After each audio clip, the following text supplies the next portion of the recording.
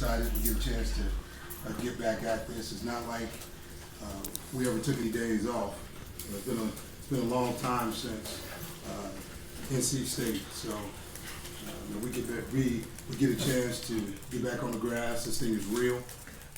We get a chance to get after one another a little bit. I know guys are chomping at the bit. Taking a different approach this year, just in terms of what we do. Our practice is going to look a little different to start it off. We're going to work a little more red zone. Starting this season, start with the red zone and work our way out. Just trying to get these guys acclimated. They're playing good football, and winning football starts in the red zone. So that's where we'll be. But it's been a great off season. I thought this group worked extremely hard.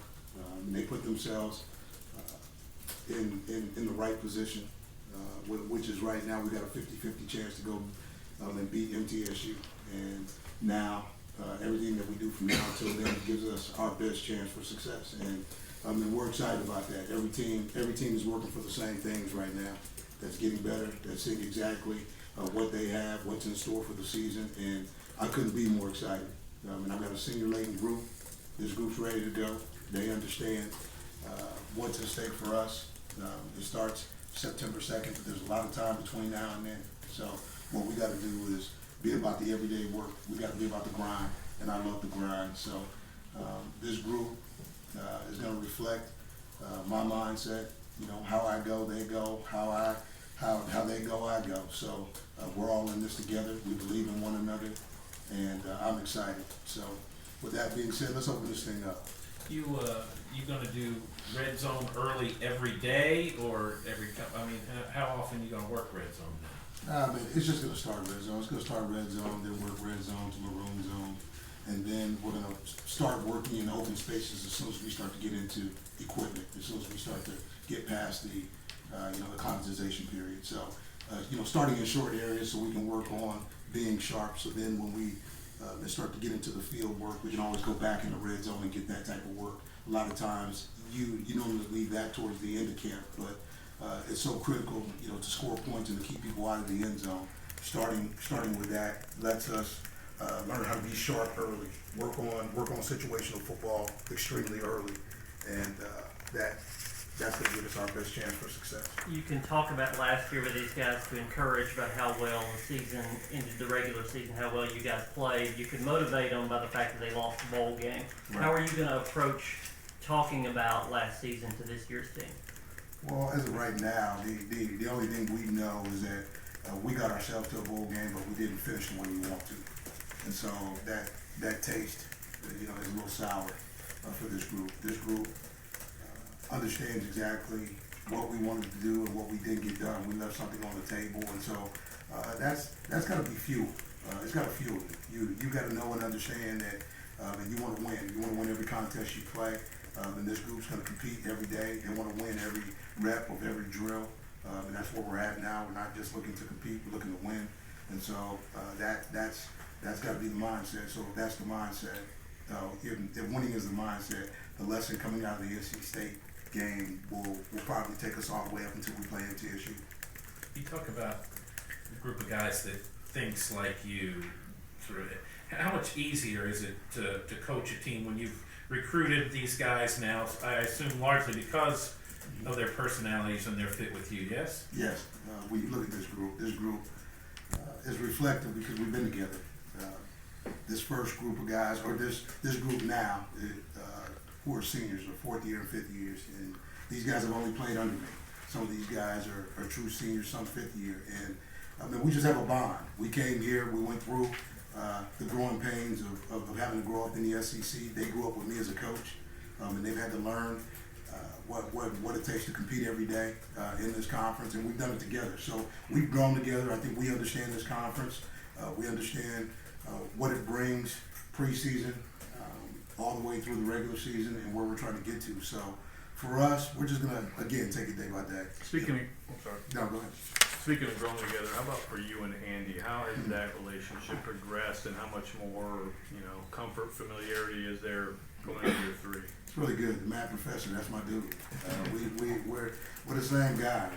We both want to put guys in position and to be successful. We worked hard together to make sure that we recruit the right guys. he owns the offensive side of the ball right now. I mean, those guys love him. They work hard for him.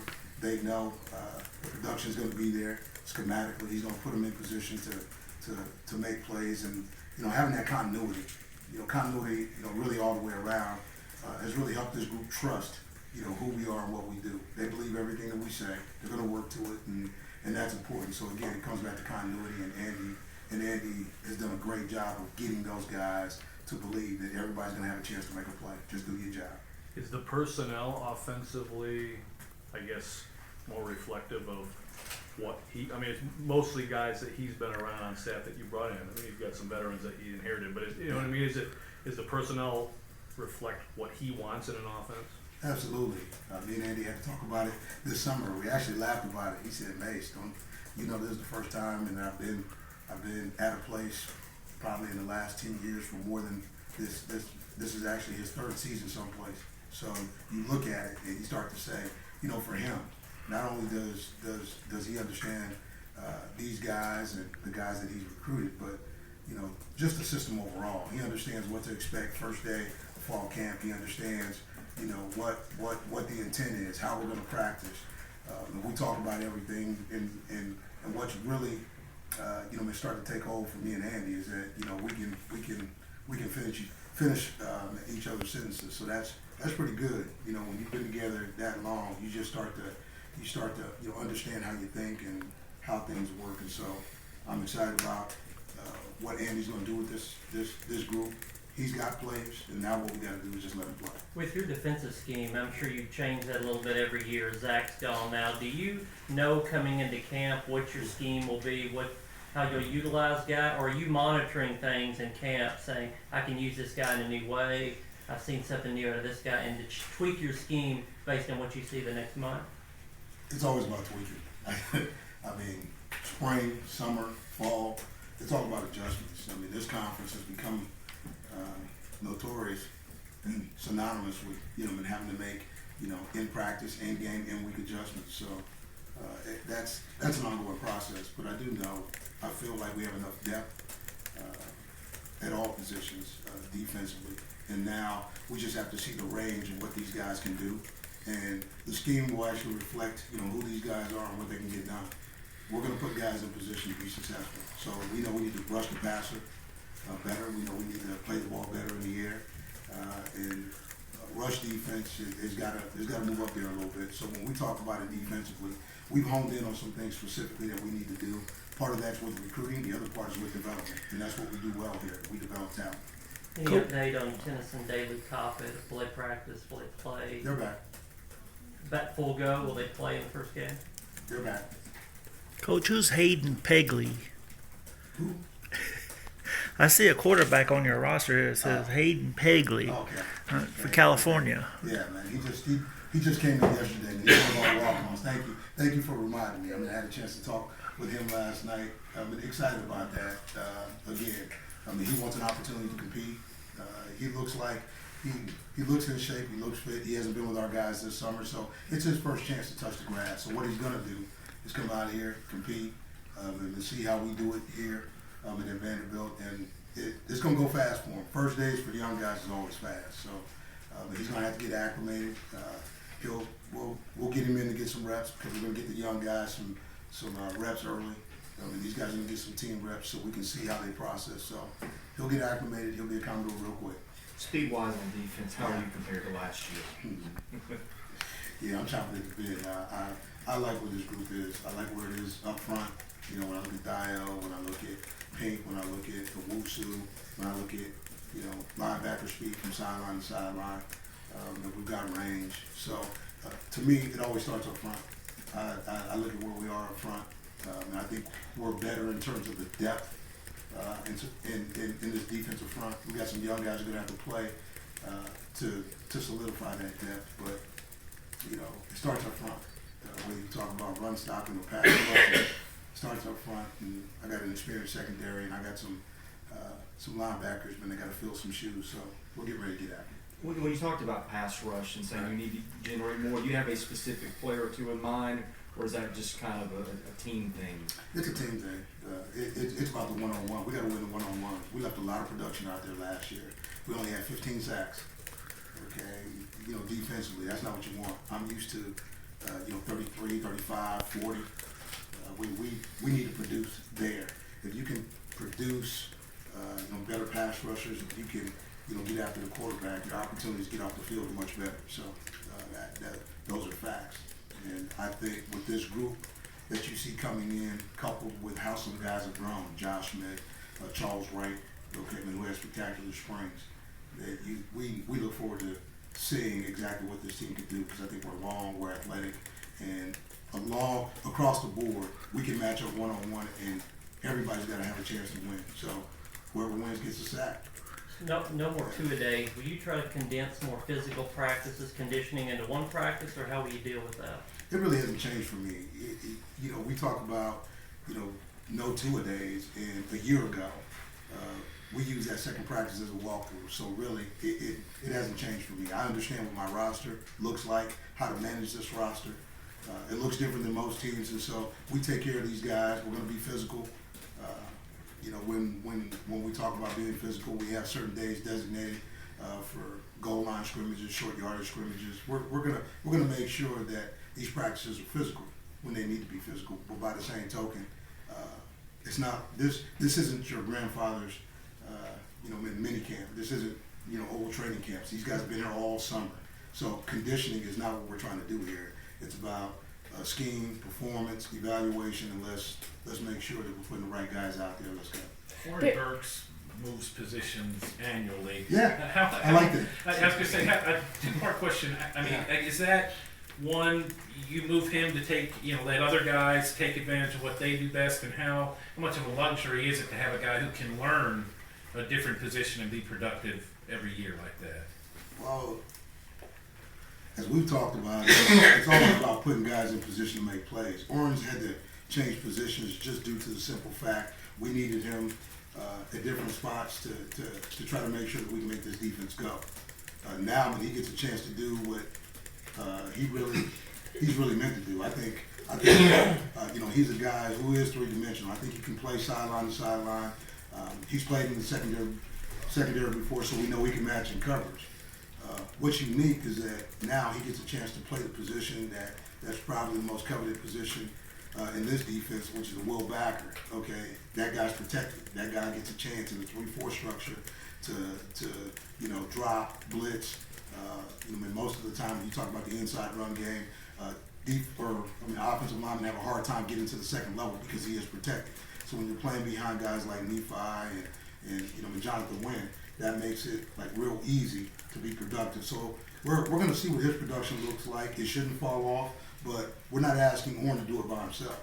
But inside backer is the true position, for him. He's long, extremely athletic. He's put on some weight, and I really can't wait to watch him get out there and play, because it looked good. It looked good in the spring. He had a great summer, and so now let's take it into the fall. Let's go. Derek, how do you choose captains, and what's the reasoning and your rationale for the way you do that? Yeah, I don't choose captains. Players choose captains. So we let it go through camp. It's about invested leadership every day. It's about what you bring to the table. So that's not voted on by me. That's voted on by their peers. We go out, we work, we talk about winning days, we talk about and who leads this group and how it gets done. It needs to be demonstrative, offensively and defensively. We know we want to be physical. Who embodies the leadership? Who will they follow? And who brings it every day? So that's something again that's earned, and we'll vote on it towards the end of camp, heading into game week. You ever worry that maybe they pick somebody who, maybe they're very popular, but maybe you see somebody else that's got better leadership qualities that you kind of wish they'd been voted captain? I try not to mess with that. I think what we do, you want that to happen organically. I think when you set captains, a lot of times that doesn't necessarily mean that your team will follow just because you say that he's a captain.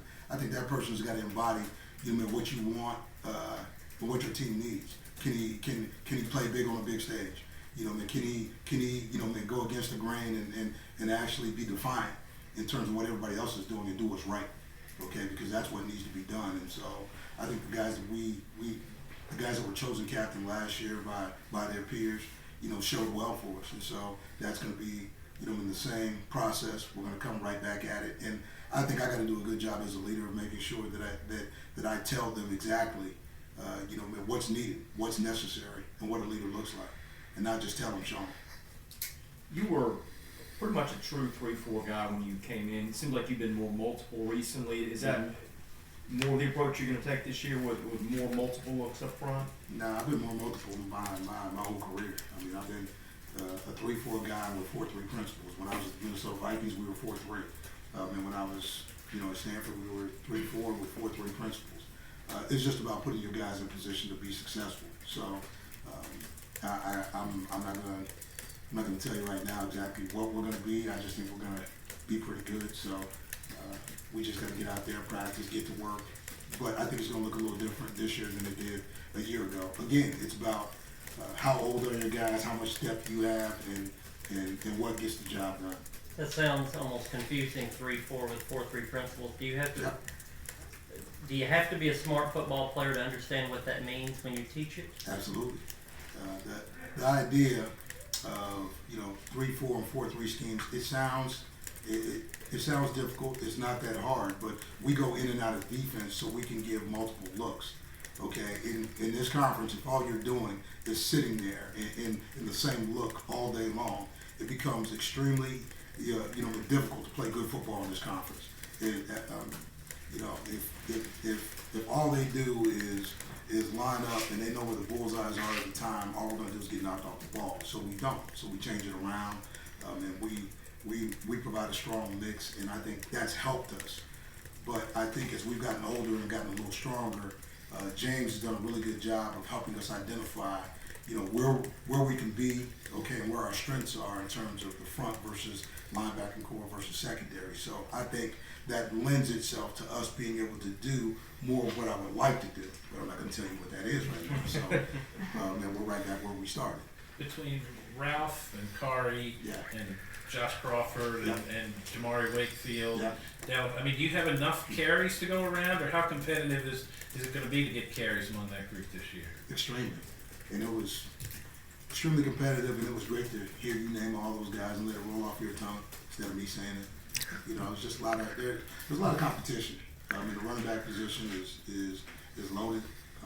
I truly feel like we are as good a backfield, as you're going to find in this conference in terms of the depth and how these guys are going to compete. And all those guys that you named, they've all played. Other than Kari, not Kari, but Jamari Wakefield, and they've all played. So again, I'm just excited to see these guys play. I mean, can you get Ralph a little more rest during the season then, if need be? Would you like to? Well, Ralph's got a different. He's got a few wrinkles, coming for him. So we're not going to get Ralph out. We're just going to find more ways to expose Ralph to this or in this offense, expose him to some matchups and give us our best chance for success. So Ralph's had a great offseason with the emergence of some of these other running backs. Ralph's going to take on a bigger role in this offense, and so we're going to try to do some more things with it. You anticipate the install being at a different pace now than a year ago? I mean, is there a big difference in that? Yeah, we'll have a lot of defense going in day one, a lot of offense going in day one. That's the beauty of having veteran players. You get right to it, and we're coming off the summer and having a good summer at that. So extremely excited. Where's Jawan Williams in his development? He's a second-year player. He's a sophomore, so he's in his second year. I think he's going to be a good football player, but still got to get between the white lines and play. I'm not ready to anoint Jawan yet. Jawan's got to play football. He's got to compete. He's got to compete against Bryce. He's got to compete against Donovan Sheffield. We've got some guys on the perimeter, including Elijah, that are coming after him. So we've got more depth at corner. He had a good freshman year. At the end of the season, his campaign was pretty strong, but it's not about where he was. It's about where we are now. So look forward to that. You gonna do any middle Tennessee State stuff this week, or does that come later in camp? First week is about us, okay, and then slowly but surely we'll start to integrate MTSU. We've studied MTSU. We've done some work this summer, on the grass, to get ourselves ready. good team, good quarterback, but right now it's about us. We got to get back to fundamentals, and again, we're back on the grass, so now it's all us. It's all about, you know, can we get better in the little things, details, and we're ready. Any more? Let's get Andy over here. Thanks, All right, you got it.